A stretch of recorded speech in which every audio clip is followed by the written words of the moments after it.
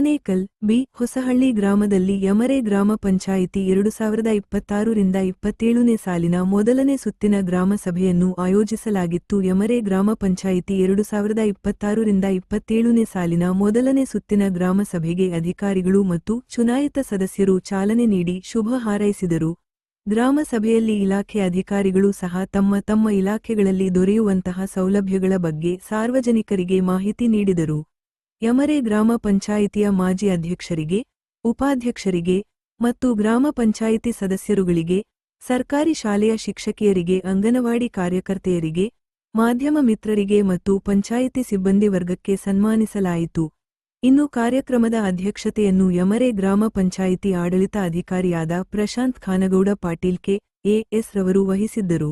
ಗ್ರಾಮ ಸಭೆಯಲ್ಲಿ ಯಮರೆ ಗ್ರಾಮ ಪಂಚಾಯಿತಿ ಮಾಜಿ ಸದಸ್ಯರಾದ ಜೈಶಂಕರ್ ಮತ್ತು ಗ್ರಾಮ ಪಂಚಾಯಿತಿ ಮಾಜಿ ಅಧ್ಯಕ್ಷರು ಹಾಗೂ ಗ್ರಾಮ ಪಂಚಾಯಿತಿ ಮಾಜಿ ಸದಸ್ಯರುಗಳು ಮತ್ತು ಯಮರೆ ಗ್ರಾಮ ಪಂಚಾಯಿತಿ ಅಭಿವೃದ್ಧಿ ಅಧಿಕಾರಿಗಳಾದ ಪ್ರವೀಣ್, ಕಾರ್ಯದರ್ಶಿ ಪ್ರಸಾದ್, ಲೆಕ್ಕ ಪರಿಶೋಧಕ ಸಹಾಯಕ ಸೋಮಶೇಖರ್, ಕರ ವಸೂಲಿಗಾರ ನಾರಾಯಣಸ್ವಾಮಿ, ಶಿವಕುಮಾರ್, ಮುನಿರತ್ನ, ಸಹನ ಇನ್ನೂ ಹಲವಾರು ಗ್ರಾಮ ಪಂಚಾಯಿತಿ ಸಿಬ್ಬಂದಿಗಳು ಸೇರಿದಂತೆ ಸಾರ್ವಜನಿಕರು ಭಾಗವಹಿಸಿದ್ದರು.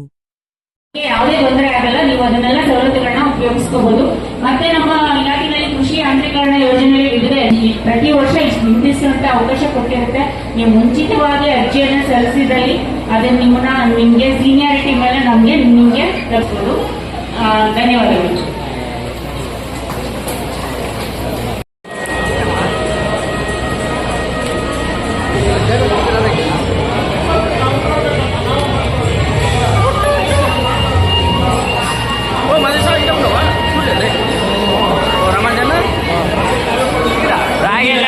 ಗೌರವ ಸನ್ಮಾನ ನಿಕಟಪೂರ್ವ ಅಧ್ಯಕ್ಷರು ಹಾಗೂ ಉಪಾಧ್ಯಕ್ಷರು ಆಗಿದ್ದಂತಹ ಶ್ರೀಮತಿ ಪವಿತ್ರ ಬೇಗೆಯವರು ದಾಸೋಹ ಇದೆಯಲ್ಲ, ಎರಡು ಪ್ಲೇಟ್ ಜಾಸ್ತಿ ಇರ್ಬೋದು.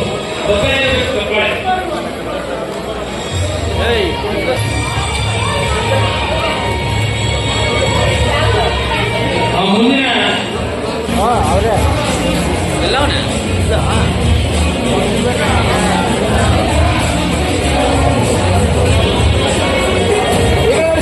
ಮುಂದಿನ ಗೌರವ ಸನ್ಮಾನ ಬಿ. ಹೊಸಹಳ್ಳಿಯ ವಿಭಾಗದ ಸದಸ್ಯರು ಜೋರಾದ ಚಪ್ಪಾಳೆ.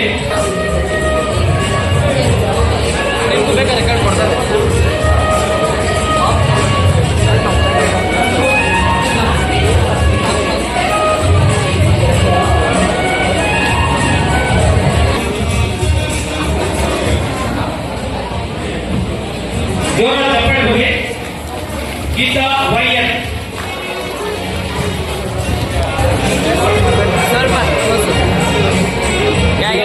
ಗೌರವ ಸ್ವೀಕರಿಸಿದ ಶ್ರೀ ಶ್ರೀಧರ.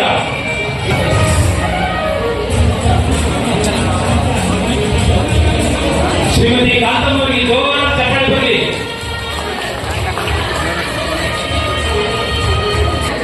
ಒಳ್ಳೆಯ ಕೆಲಸವನ್ನ ಪಂಚಾಯತ್ ನಿರ್ವಹಿಸಿದ್ದಾರೆ ಶ್ರೀ ಜಯಶಂಕರ್ ಬಿ. ಅವರು ಚಪ್ಪಾಳೆ ಬರಲಿ. ಇವರು ಟಿಸಿಹಳ್ಳಿ ಗ್ರಾಮದಿಂದ ಶ್ರೀಮತಿ ರಾಜೇಶ್ವರಿ ಜಿ. ಜೋರಾದ ಚಪ್ಪಾಳೆ ಬರಲಿ. ಬಿಡಬೇಡಿ, ಮೊಬೈಲ್ ಅಲ್ಲೇ ಜೋಬಲ್ ಇಟ್ಬಿಡಿ. ಜಾನಂತರ ಕಾಂಗ್ರೆಸ್ ಪಿಎಂ ಇವರು ಟಿಸಿಹಳ್ಳಿ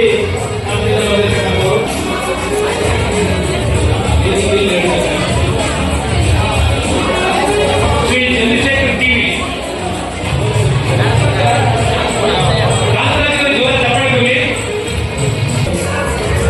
ನಂತರ ಗೌರವವನ್ನು ಸ್ವೀಕರಿಸಿಕೊಂಡು ಸಿಸಿಐಡಿಯ ಚುನಾಯಿತ ವ್ಯಕ್ತಿಯಾಗಿದ್ದಂತಹ ಶ್ರೀಮತಿ ಜ್ಯೋತಿ ಅವರು ಸಮ್ಮೇಳನ ಗ್ರಾಮದಿಂದ ಬರತಕ್ಕಂತಹ ಶ್ರೀಮತಿ ಮಂಜುಳಾ ಮೇಡಮ್,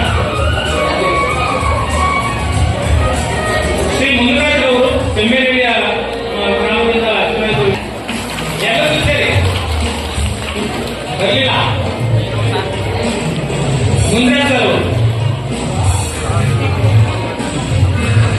ಮುನಿರಾಜ್ ಅವರು ಚೆಮ್ಮೇಹಳ್ಳಿ ವ್ಯಾಪ್ತಿಯಿಂದ ಬಂದಿರತಕ್ಕಂಥವರು. ಇದಾದ ನಂತರ ಗಂಗಾಸ್ ಅವರು, ಇದಾದ ನಂತರ ಸೋಮಪುರ ಗ್ರಾಮ ವ್ಯಾಪ್ತಿಯ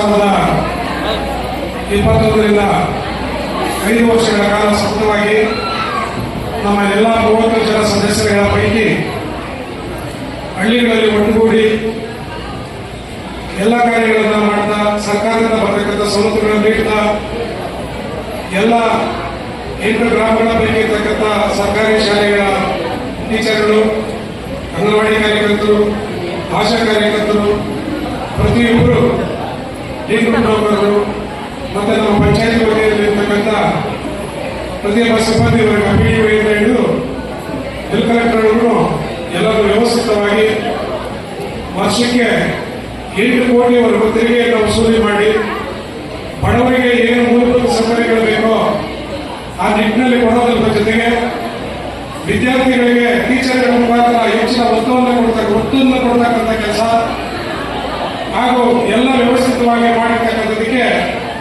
ಈ ಒಂದು ಗ್ರಾಮ ಸಭೆಯನ್ನು ಆಯೋಜನೆ ಮಾಡಿದ್ದೀವಿ ಅಂದಾಗ ನಮ್ಮ ಗ್ರಾಮ ಪಂಚಾಯತಿ ಸದಸ್ಯರುಗಳ ಪರವಾಗಿ ನಮ್ಮ ಅಧ್ಯಕ್ಷರು, ಉಪಾಧ್ಯಕ್ಷರು ಮತ್ತು ಸದಸ್ಯರುಗಳ ಪರವಾಗಿ ಮಾಡ್ತೀವಿ ಸರ್. ಇದು ನಿಮ್ಮ ಹಣದಲ್ಲ, ನಮ್ಮ ಮೆಂಬರ್ಗಳ ಮುಖಾಂತರ ಅವರಿಗೆ ನಾನು ಸನ್ಮಾನವನ್ನು ಮಾಡಬೇಕೆಂದ್ರೆ 5 ವರ್ಷ ಸತತವಾಗಿ ನಮ್ಮ ಹೆಣ್ಣುಮಕ್ಕಳು ತುಂಬಾ ಕಾಳಜಿ ವಹಿಸಿ ನಮ್ಮ ಎರಡೇ ಗ್ರಾಮ ಪಂಚಾಯತ್ ಪ್ರತಿಯೊಬ್ಬ ಹೆಣ್ಣುಮಕ್ಕಳು ವಿಶೇಷವಾಗಿ ಯಾವುದೇ ಒಂದು ಕಾರ್ಯಕ್ರಮ ಆಯ್ತಾ ನಿಮ್ದು ಬನ್ನಿ.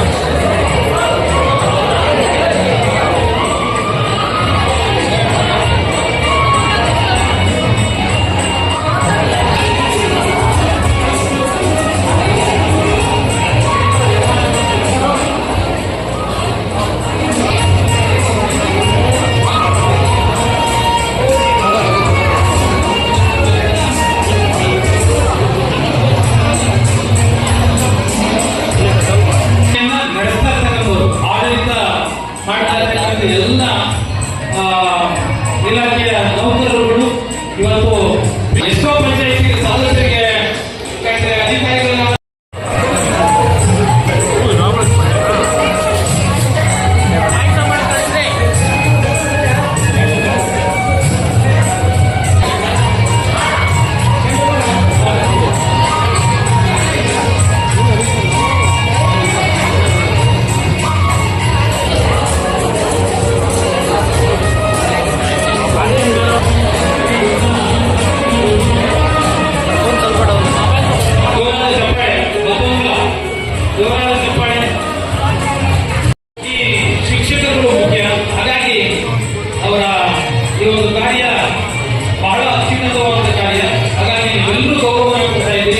ಪಂಚಾಯಿತಿಯ ಎಲ್ಲ ಸದಸ್ಯರು ಗೌರವಿಸ್ತಾ ಇದ್ದೀರಿ. ತಮ್ಮೆಲ್ಲರಿಗೂ ಧನ್ಯವಾದಗಳು.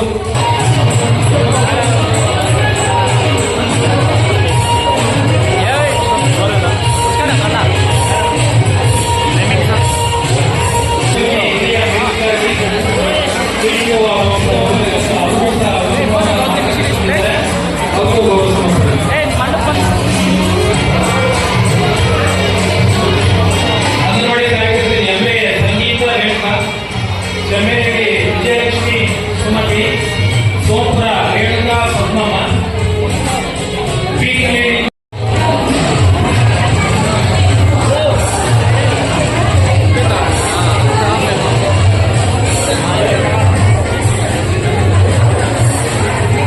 ಗೌರವನ ಪಡೆದುತ್ತಾ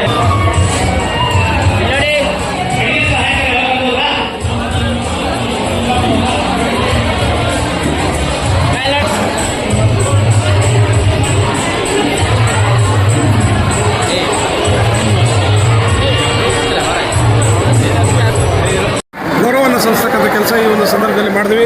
ಹಾಗೆ ಇದೇ ರೀತಿಯಲ್ಲೇ ಇವತ್ತು ಹೆಚ್ಚಿನ ಒತ್ತನ್ನು ಕೊಟ್ಟು ನಮ್ಮ ಜೊತೆಯಲ್ಲಿ ಸುಮಾರು 5 ವರ್ಷಗಳಿಂದ ನಮ್ಮ ಸತತವಾಗಿ ಎಲ್ಲ ಮೀಡಿಯಾಗಳು, ಪ್ರಿಂಟ್ ಮೀಡಿಯಾಗಳು ಎಲ್ಲರೂ ನಮ್ಮ ಸಹೋದರರು ಸೇರಿ ಇವತ್ತು ನಮಗೆ ಉತ್ತೇಜನ ನೀಡಿ ಹೆಚ್ಚಿನ ಕಾರ್ಯಗಳನ್ನು ಮಾಡಲಿಕ್ಕೆ ಹೆಚ್ಚಿನ ಆದ್ಯತೆಯನ್ನು ಕೊಟ್ಟಿರ್ತಕ್ಕಂಥದ್ದಕ್ಕೆ ಅವ್ರಿಗೂ ಸಹ ನಾನು ಇವತ್ತು ಈ ಒಂದು ಸಂದರ್ಭದಲ್ಲಿ ಅವರಿಗೆ ಕೃತಜ್ಞತೆಗಳನ್ನು ಈ ಒಂದು ಸಂದರ್ಭದಲ್ಲಿ ಸಲ್ಲಿಸಿದ್ದೀವಿ. ಮತ್ತು ಅದೇ ರೀತಿಯಲ್ಲಿ ಎಲ್ಲ ಗ್ರಾಮಸ್ಥರಿಗೂ ಸಹ ಈ ಒಂದು 5 ವರ್ಷಗಳ ಕಾಲ ನಮ್ಮ ಪಂಚಾಯಿತಿ ವತಿಯಿಂದ ನಾವು ಆಡಳಿತ ಮಾಡ್ತಕ್ಕಂಥ ಸಂದರ್ಭದಲ್ಲಿ ಪ್ರತಿ ಗ್ರಾಮಗಳಲ್ಲಿರ್ತಕ್ಕಂಥ ಎಲ್ಲ ಸದಸ್ಯರುಗಳು ಒಗ್ಗೂಡಿ ಒಮ್ಮನಸ್ಸಿನಿಂದ ಎಲ್ಲನೂ ಒಂದು ಹುರುಪಿನಿಂದ ಕೆಲಸ ಮಾಡ್ತಕ್ಕಂಥ ಕೆಲಸವನ್ನು ಮಾಡಿದ್ರು. ಎಲ್ಲ ಗ್ರಾಮಸ್ಥರಿಗೆ 8 ಗ್ರಾಮದ ಗ್ರಾಮಸ್ಥರಿಗೂ ನಾನು ಈ ಯಮರೆ ಗ್ರಾಮ ಪಂಚಾಯತಿಯ ಪರವಾಗಿ ನಮ್ಮೆಲ್ಲರ ಸದಸ್ಯರ ಪರವಾಗಿ, ಅಧ್ಯಕ್ಷರ, ಉಪಾಧ್ಯಕ್ಷರ ಪರವಾಗಿ ಅವರಿಗೆ ಅಭಿನಂದನೆಗಳನ್ನು ಸಲ್ಲಿಸ್ತಾ ಇದ್ದೀನಿ. ತಮಗೆ ಈ ಅಧಿಕಾರ ತೃಪ್ತಿ ತಂದಿದೆ ಸರ್? ಈ 5 ವರ್ಷ ನಿಜವಾಗ್ಲೂ ಹೇಳ್ತಾ ಇದ್ದೀನಿ, ನಮಗೆ ಸಾಕಷ್ಟು ಕೆಲಸಗಳನ್ನು ಆದಷ್ಟು ಮಾಡಿದ್ದೀವಿ. ಆದರೆ ಪಂಚಾಯತಿಯಿಂದ ಬರ್ತಕ್ಕಂಥ ಟ್ಯಾಕ್ಸಲ್ಲಿ ಮಾಡಿದ್ವಿ ವಿನ ಸರ್ಕಾರದಿಂದ ಬಂದಿರತಕ್ಕಂಥ ಸೌಲಭ್ಯ ಅನುದಾನದಿಂದ ಏನು ಹೆಚ್ಚಿಗೆ ಕೆಲಸ ಆಗಲಿಲ್ಲ, ಪ್ರಾಮಾಣಿಕವಾಗಿ ಹೇಳ್ತಾ ಇದ್ದೀನಿ. ಆದರೆ ಸಿದ್ದರಾಮಯ್ಯ ಅವರು 2013ರಲ್ಲಿ ಗೆದ್ದಂಥ ಸಂದರ್ಭದಲ್ಲಿ ಮಾಡಿದಂಥ 5 ವರ್ಷದಲ್ಲಿ ಮಾಡಿದಂಥ ಕೆಲಸಗಳು ಇವತ್ತು 8 ಊರಿನ ಗ್ರಾಮಗಳಲ್ಲಿ ಒಂದು ಮನೆ ನಿವೇಶನ ಮಾಡಿಕೊಡೋದ್ರಿಂದ ಹಿಡಿದು ಪ್ರತಿಯೊಂದು ನಾವು ಮಾಡಿದ್ವಿ. ಆದರೆ ಈ ವರ್ಷದಲ್ಲಿ ಏನು ಬೇಡಿಕೆ ಏನು ನಾವು ಸಾಧನೆ ಮಾಡಿಲ್ಲ. ನಾವು ಮಾಡಿರ್ತಕ್ಕಂಥ ನಮ್ಮ ಮೆಂಬರ್ಸ್ ಎಲ್ಲ ಎಫರ್ಟ್ಸ್ ಹಾಕಿ ಒಂದು 9 ಕೋಟಿ ಟ್ಯಾಕ್ಸ್ನ ಕಲೆಕ್ಟ್ ಮಾಡಿ ಅದರಲ್ಲಿ ಇವತ್ತು ಅವ್ರನ್ನ ಏನು ಅವರಿಗೆ ಬೇಕಾಗಿದ್ದ ಮೂಲಭೂತ ಸೌಕರ್ಯಗಳಿದ್ದಾವೆ, ನೀರಿರ್ಬೋದು, ಚರಂಡಿ ಇರ್ಬೋದು, ವಿದ್ಯುತ್ ದೀಪ ಇರ್ಬೋದು, ಎಲ್ಲವನ್ನು ಸರ್ಕಾರಿ ಶಾಲೆಗಳಿಗೆ ಒತ್ತು ಕೊಡ್ತಕ್ಕಂಥದ್ದು, ಅಂಗವಿಕಲರಿಗೆ ಒತ್ತು ಕೊಡ್ತಕ್ಕಂಥದ್ದು, ಲೈಬ್ರರಿಗೆ ಒತ್ತು ಕೊಡ್ತಕ್ಕಂಥದ್ದು ಎಲ್ಲ ಕೆಲಸಗಳನ್ನ ಮಾಡಿರ್ತಕ್ಕಂಥದ್ದು ನಮ್ಮ ಸದಸ್ಯರುಗಳು. ಅದು ಇಲ್ಲಿ ಬರ್ತಕ್ಕಂಥ ಟ್ಯಾಕ್ಸಿಂದ ಸರ್ಕಾರದಿಂದ ಬಂದಿರತಕ್ಕಂಥದ್ದು ಬೇಡಿಕೆಣೆ ಅಷ್ಟೇ. ಹಾಗಾಗಿ ಏನು 2013ರಲ್ಲಿ ಸಿದ್ದರಾಮಯ್ಯ ಅವರು ಮಾಡಿದ್ರು, ಆದರೆ ಈ ವರ್ಷದಲ್ಲಿ ಅಯೋಮಯವಾಗಿ ನಾವು ಏನು ಮಾಡಲಿಕ್ಕೆ ಸಾಧ್ಯವಾಗಲಿಲ್ಲ. ಅದೊಂದು ಬೇಸರದ ಸಂಗತಿ ಇದೆ. ಆದರೆ ಮುಂದಿನ ದಿನಗಳಲ್ಲಿ ಬರ್ತಕ್ಕಂಥ ಗ್ರೇಟರ್ ಬೆಂಗಳೂರಿನಲ್ಲಿ ಆಯ್ಕೆ ಆಗ್ತಕ್ಕಂಥ ಸದಸ್ಯರುಗಳಿಗೆ ಇದೇ ರೀತಿಯಲ್ಲಿ ನೀವೆಲ್ಲರೂ ಸಹಕಾರ ಮಾಡಿ, ನಾವು ಸಹಕಾರ ಮಾಡ್ತೀವಿ. ಇನ್ನೂ ಹೆಚ್ಚಿನ ರೀತಿಯಲ್ಲಿ ಬಡವರಿಗೆ ತಲುಪ್ತಕ್ಕಂಥ ಏನು ಮೂಲಭೂತ ಸೌಕರ್ಯಗಳು ಸಿಗ್ತಕ್ಕಂಥ ಕೆಲಸನ ಪ್ರಾಮಾಣಿಕವಾಗಿ ಮಾಡೋಣ ಅಂತ ಹೇಳ್ತಾ ನಮಗೆ ಗ್ರೇಟರ್ ಬೆಂಗಳೂರು ಒಪ್ಪಿಗೆ ಇದೆಯಾ? ಈಗ ಗ್ರೇಟರ್ ಬೆಂಗಳೂರು ಅದು ಇನ್ನೂ ಅದಕ್ಕೆ ಕ್ಲಾರಿಟಿನೇ ಇಲ್ಲ. ಒಬ್ರಿಗೂ ನಮ್ಮ ಪ್ರೆಸ್ ಮೀಡಿಯಾಗಳವ್ರು ಕೇಳಿದ್ರೂ ಕ್ಲಾರಿಟಿ ಇಲ್ಲ, ಆಫೀಸರ್ಗಳಿಗೆ ಕೇಳಿದ್ರೂ ಕ್ಲಾರಿಟಿ ಇಲ್ಲ. ಗ್ರೇಟರ್ ಬೆಂಗಳೂರು ಮಾಡ್ತಾರಾ, ನಗರಸಭೆ ಮಾಡ್ತಾರಾ, ಪುರಸಭೆ ಮಾಡ್ತಾರಾ, ಅಥವಾ ಗ್ರಾಮ ಪಂಚಾಯತಿಗಳೇ ಮಾಡ್ತಾರಾ? ಇವತ್ತಿಗೆ ಜಿಲ್ಲಾ ಪಂಚಾಯತಿ ಸುಮಾರು 5 ವರ್ಷಗಳ ಮೇಲಾಯಿತು. ಇವತ್ತು ಜಿಲ್ಲಾ ಪಂಚಾಯತಿ, ತಾಲೂಕ್ ಪಂಚಾಯತಿಗಳು ಮಾಡೋದಕ್ಕೆ ಆಗಲಿಲ್ಲ. ಮತ್ತು ಇವತ್ತು BBMP ಇದು ಅಷ್ಟೇ 5 ವರ್ಷ ಆಯಿತು. ಇವತ್ತು ಯಾವುದು ಬೆಂಗಳೂರಿನಲ್ಲಿ BBMPನಲ್ಲಿ ಯಾವುದೇ ಒಂದು ಕೌನ್ಸಿಲರ್ಗಳಿಲ್ಲ. ಆಡಳಿತವೆಲ್ಲ ಅಧಿಕಾರಿಗಳ ಕೈಗಿದೆ. ಅವರು ಹಾಡ್ದಾಟ ಯಾವುದೇ ಕಾರಣಕ್ಕೂ ಸರಿಯಾದ ಕಾಮಗಾರಿಗಳನ್ನು ಮಾಡಲಿಕ್ಕೆ ಆಗ್ತಾ ಇಲ್ಲ. ಹಾಗಾಗಿ ಇಲ್ಲೇನಂದರೆ 30 ಜನ ಸದಸ್ಯರುಗಳಿದ್ದೀವಿ. ಎಲ್ಲ ಅಧಿಕಾರಿಗಳ ಮೇಲೆ ನಾವು ಸ್ವಲ್ಪ ಫೋರ್ಸ್ ಮಾಡಿ ಹಳ್ಳಿಗಳಲ್ಲಿ ಏನಾಗಬೇಕು ಬಡವರಿಗೆ ಮೂಲಭೂತ ಸೌಕರ್ಯಗಳು ಅದನ್ನು ಪ್ರಾಮಾಣಿಕವಾಗಿ ಮಾಡ್ತಕ್ಕಂಥ ಕೆಲಸನ ಎಲ್ಲ ಸದಸ್ಯರುಗಳು ಮಾಡಿದ್ದಾರೆ. ಮುಂದೆ ಜಯಶಂಕರ್ ರೆಡ್ಡಿ ಯಾವ ರೀತಿ ತಂಡ ಅಂತ ಇಲ್ಲ, ನಮ್ಮಲ್ಲಿರ್ತಕ್ಕಂಥ ಎಲ್ಲ ಸದಸ್ಯರುಗಳು, ನಮ್ಮಲ್ಲಿರ್ತಕ್ಕಂಥ ಪ್ರತಿಯೊಬ್ಬ ಸದಸ್ಯರುಗಳು ಎಲ್ಲರೂ ಮುಂದೆ ಏನು ಗ್ರೇಟರ್ ಬೆಂಗಳೂರು ಆಗುತ್ತೋ ಅಥವಾ ಪುರಸಭೆ ಆಗುತ್ತೋ ಏನಾಗುತ್ತೋ ಅದನ್ನೆಲ್ಲ ಮುಂಚೂಣಿಯಲ್ಲಿ ಗೆದ್ದು ಬರ್ತಾರೆ. ಒಳ್ಳೊಳ್ಳೆ ಹೆಸರಿಟ್ಕೊಂಡಿದ್ದಾರೆ, ಕೆಲಸ ಮಾಡಿದ್ದಾರೆ. ಎಲ್ಲ ಹಳ್ಳಿಗಳಲ್ಲಿ ಎಲ್ಲ ಸದಸ್ಯರುಗಳು ಒಮ್ಮುಖವಾಗಿ ಕೆಲಸ ಮಾಡಿದ್ದಾರೆ. ಹಾಗಾಗಿ ಹೆಸರಿದೆ. ಅವರವರ ಪಕ್ಷಗಳಲ್ಲಿ ಅವರವರ ಗೆದ್ದು ಬಂದು ಒಳ್ಳೆಯ ಒಂದು ಜನಗಳಿಗೆ ವ್ಯವಸ್ಥಿತವಾಗಿ ಕಲ್ಪಿಸ್ತಾರೆ. ಆದರೆ ನಾವು ರಾಜಕೀಯನ ಇಲ್ಲಿಗೆ ಲಾಸ್ಟ್ ಮಾಡ್ತಾ ಇದ್ದೀನಿ. ಸರ್, ಕಳೆದ 10 ವರ್ಷಗಳಿಂದ ಜಯಶಂಕರ್ ಸಾಕಷ್ಟು ಅಭಿವೃದ್ಧಿ ಮಾಡಿದ್ರು ಸರ್ ಈ ಭಾಗದಲ್ಲಿ.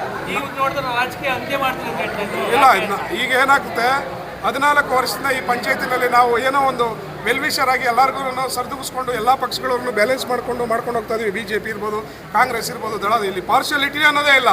ಗೆಲ್ಲೋವರೆಗೂ ಅಷ್ಟೇ. ಗೆದ್ದು ಒಳಗಡೆ ಬಂದ ಮೇಲೆ ಯಾವ ಪಕ್ಷನೂ ಇಲ್ಲಿ ಇರಬಾರ್ದು ಅಂತೇಳಿ ನಾನು ಅವ್ರಿಗೆ ಆಜ್ಞೆ ಮಾಡಿದ್ದೆ. ಅದೇ ರೀತಿಯಲ್ಲಿ ನಮ್ಮ ಅಣ್ಣ ತಮ್ಮಂದರು, ನಮ್ಮ ಅಕ್ಕ ತಂಗಿರು ಪ್ರತಿಯೊಬ್ಬರು ಅದೇ ಭಾವನೆಯಲ್ಲಿ ನಮ್ಮ ಈ ಪಂಚಾಯತಿನ ನಡ್ಸ್ಕೊಂಡ್ಬಂದರು. ಒಂದು ವ್ಯವಸ್ಥಿತವಾಗಿ ನಡ್ಸ್ಕೊಂಡ್ಬಂದು ಎಲ್ಲ ಗ್ರಾಮಗಳಲ್ಲೂ ಅಭಿವೃದ್ಧಿ ಕಾರ್ಯಗಳಾಯಿತು. ಇನ್ನು ಮುಂದೆ ಅದೇ ರೀತಿಯಲ್ಲಿ ನಮ್ಮ ಜೊತೆಯಲ್ಲಿರ್ತಕ್ಕಂಥ ಏನು 10 ವರ್ಷ ಸದಸ್ಯರುಗಳಾಗಿದ್ದರು ಅವರೆಲ್ಲನೂ ಒಳ್ಳೆಯ ವ್ಯಕ್ತಿಗಳು, ಚೆನ್ನಾಗಿ ಆಡಳಿತವನ್ನು ಕೊಡ್ತಾರೆ ಅಂತ ನಾನು ನಂಬಿಕೊಂಡು ಅವರಿಗೆ ವಿಶ್ವಾಸವಾಗಿ ವೆಲ್ವಿಷರ್ ಆಗಿ ಕೊನೆವರೆಗೂ ಇರ್ತೀನಿ. ರಾಜಕೀಯದಲ್ಲಿ ನಾವಂತೂ ಯಾವುದಕ್ಕೂ ಇನ್ನು ಮುಂದೆ ಭಾಗಿಯಾಗಲ್ಲ ಅಂತೇಳಿ ಈ ಸಂದರ್ಭದಲ್ಲಿ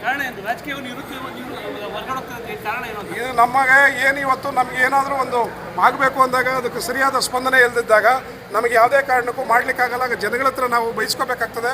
ಇವತ್ತವರೆಗೂ ಎಮ್ರೆ ಗ್ರಾಮದಲ್ಲಿ ಇವತ್ತವರೆಗೂ 10 ಎಕರೆ ಜಮೀನಿತ್ತು. 20-30 ವರ್ಷಗಳಿಂದ ಆಶ್ರಯ ನಿವೇಶನಕ್ಕಾಗಿತ್ತು. ಆಮೇಲೆ ಬಹುಮಾಡಿ ಕಟ್ಟಡಕ್ಕೆ ಹೋಯಿತು. ಈಗ ಆಶ್ರಯ ನಿವೇಶನಕ್ಕೆ ಅಂತಿದೆ. ಇದನ್ನು ಕೊಡೋದಕ್ಕೆ ಒಂದು 20-30 ಸೈಟ್ನ ಕೊಡೋದಕ್ಕೆ ಯೋಗ್ಯತೆ ಇಲ್ಲ. ಇವತ್ತು ಹಿಂದಿನ ಸರ್ಕಾರದಲ್ಲಿ ಇವತ್ತು SM ಕೃಷ್ಣ ಇರೋವಾಗ ಮತ್ತು ಬೇರೆ ಅಧಿಕಾರಿಗಳು ಬಂದಾಗ 20ಕ್ಕೆ 30, 30ಕ್ಕೆ 40, 50ಕ್ಕೆ 40 ಈ ಥರ ಎಲ್ಲ ಕೊಟ್ಟಿದ್ದರು ಸೈಟ್ಗಳೆಲ್ಲ ಕಡೆ. 60-40, 30-40, 20-30 ಎಲ್ಲ ಕೊಟ್ಟಿದ್ದರು. ಆದರೆ ಇವತ್ತಿನವರೆಗೂ 15 ವರ್ಷ ಆಯಿತು. ಇವತ್ತವರೆಗೂ ಒಂದು 20-30 ಸೈಟ್ನ ಇಡೀ ಆನೇಕಲ್ ತಾಲೂಕಿನಲ್ಲಿ ಯಾರಿಗೂ ಹಂಚಿಕೆ ಮಾಡಿಲ್ಲ. ಹಾಗಾಗಿ ಇವತ್ತು ಯಾವ ಹಳ್ಳಿಗಳಲ್ಲಿ ಸಹ ನೋಡಿ, ಈಗಲೂ ಹಳೆಯದು ಏನೋ ಕೇಶವಮೂರ್ತಿರಾವ್ ಕೊಟ್ಟಿರ್ತಕ್ಕಂಥ ಸೈಟ್ಗಳು ಬಿಟ್ಟರೆ ಇವತ್ತವರೆಗೂ ಒಂದು ಸೈಟ್ ಕೊಡೋದಕ್ಕೆ ನಮಗೆ ಯೋಗ್ಯತೆ ಇಲ್ಲ. ಹಾಗಾಗಿ ಇಂಥ ರಾಜಕೀಯ ನಮ್ಗೆ ಏನಕ್ಕೆ ಬೇಕು ಅಂತೇಳಿ ನಾವು ಡಿಲೀಟ್ ಆಗ್ತಾ ಇದ್ದೀವಿ. ನಿಮ್ಮದೇ ಸರ್ಕಾರ, ನಿಮ್ಮದೇ ಶಾಸಕರು, ನೀವೇ ಗೆಲ್ಸಿದ್ದು, ನೀವೇ ಈ ಥರ ಹೇಳಿದ್ರಿ ಹೇಗೆ ಅಂತ? ಈಗ ಶಾಸಕರು ಒಳ್ಳೆ ಕೆಲಸಗಳು ಮಾಡ್ತಾ ಇದ್ದಾರೆ. ಅವ್ರ ಸರ್ಕಾರದಿಂದ ಏನು ತಗೊಬರಬೇಕು ಅವುಗಳನ್ನೆಲ್ಲ ತಗೊಂಡ್ಬಂದು ಅವರವರ ಒಂದು ಏರಿಯಾಗಳಲ್ಲಿ ಮಾಡ್ತಾ ಇದ್ದಾರೆ. ಆದರೆ ನಿಜವಾಗಿ ಬಡವ ದೀಪ ಇಟ್ಕೊಳ್ತಕ್ಕಂಥ ಕೆಲಸವನ್ನು ಮಾಡ್ತಕ್ಕಂಥದ್ದು ಯಾವುದು? ಒಂದು ಸೂರು, ಒಂದು ಸೈಟು, ಒಂದು ಸೂರು, ಒಂದು ಶಾಲೆಗಳು. ಆ ಶಾಲೆಗಳಿಗೆ ಸರ್ಕಾರಿ ಶಾಲೆಗಳು ಇವತ್ತು ಆನೇಕಲ್ ತಾಲೂಕಿನಲ್ಲಿ ಒಳ್ಳೊಳ್ಳೆ ಶಾಲೆಗಳನ್ನ ಒಂದು ಹೋಬಳಿ ವಯಸ್ಸೋ ತಾಲೂಕು ವಯಸ್ಸೋ 1-2-3 ಮಾಡಿದರೆ ಇವತ್ತು ಯಾಕೆ ಪ್ರೈವೇಟ್ ಸ್ಕೂಲ್ಗಳಿಗೆ ಯಾಕೆ ಹೋಗ್ತಾಯಿದ್ರು? ನಮ್ಮದೇ ಶಾಲೆಗಳಿದ್ದಾವೆ, ಯಾಕೆ ಬರ್ತಾ ಇದ್ದಾರೆ ಬಡವರು? ಅಲ್ಲೇ ಹೋಗ್ಬೇಕಾಗಿತ್ತಲ್ಲ. ಒಳ್ಳೆ ಕ್ವಾಲಿಟಿ ಇಲ್ಲ, ಅದಕ್ಕೆ ಬರ್ತಾ ಇದ್ದಾರೆ. ಹಾಗಾಗಿ ಒಳ್ಳೆಯ ಕ್ವಾಲಿಟಿ ಎಜುಕೇಷನ್ನ ಕೊಡಬೇಕಂದ್ರೆ ಒಳ್ಳೆಯ ಒಂದು ಶಾಲೆಗಳಿಗೆ ಹೆಚ್ಚಿನ ಒತ್ತು ಕೊಡಬೇಕು, ಮತ್ತು ಒಳ್ಳೆಯ ಹಾಸ್ಪಿಟ್ಲ್ಗಳನ್ನ ಕೊಡಬೇಕು. ಜನ ಕೇಳೋದು ಏನು ಕೇಳಲ್ಲ, ದುಡ್ಡು ಕೇಳಲ್ಲ ಯಾರನ್ನು. ಬದುಕಲಿಕ್ಕೆ ಒಂದು ಮನೆ ಬೇಕು, ಒಂದು ಸೈಟ್ ಬೇಕು, ಅಥವಾ ಉದ್ಯೋಗ ಬೇಕು, ಮೂರನೇದು ಅವರಿಗೆ ಆರೋಗ್ಯ ಬೇಕು. ಇಷ್ಟನ್ನ ಆಸೆ ಪಡ್ತಾರೆ ಎಲ್ಲ ಜನ. ಹಾಗಾಗಿ ಅದನ್ನು ಸ್ಪಂದನೆ ಮಾಡೋಕ್ಕಾಗಲಿಲ್ಲ ಅಂದಮೇಲೆ ನಾವು ನಿಷ್ಪ್ರಾಯಕರಾಗಿದ್ದೀವಿ. ಒಂದು ಗ್ರಾಮ ಪಂಚಾಯತಿಯಲ್ಲಿ ಇಟ್ಕೊಂಡು ನಮಗೆ ಇವತ್ತವರೆಗೂ 8 ಊರಿನಲ್ಲಿ ಒಂದು ಸೈಟ್ ಕೊಡೋದಕ್ಕೆ ನಮ್ಗೆ ಯೋಗ್ಯತೆ ಇಲ್ಲ. ಹಾಗಾಗಿ ಇದನ್ನು ಬೇಜಾರು ಮಾಡಿಕೊಂಡು ನಾನು ಇವತ್ತಿಗೆ ವತಿಯಿಂದ 5 ವರ್ಷ ನಾವು 30 ಜನ ಮೆಂಬರ್ಸು ತುಂಬ ಅಣ್ಣ ತಮ್ಮಂದಿರ ಹಾಗೆ ಭಾವಿಸಿ ಎಲ್ಲ ಗ್ರಾಮಗಳಲ್ಲೂ ಕೆಲಸಗಳನ್ನು ವಿಜೃಂಭಣೆಯಿಂದ ಎಲ್ಲ ಮೆಂಬರು ವಿಶ್ವಾಸದಿಂದ ಕೆಲಸಗಳನ್ನು ಮುಗಿಸಿದ್ದಾರೆ.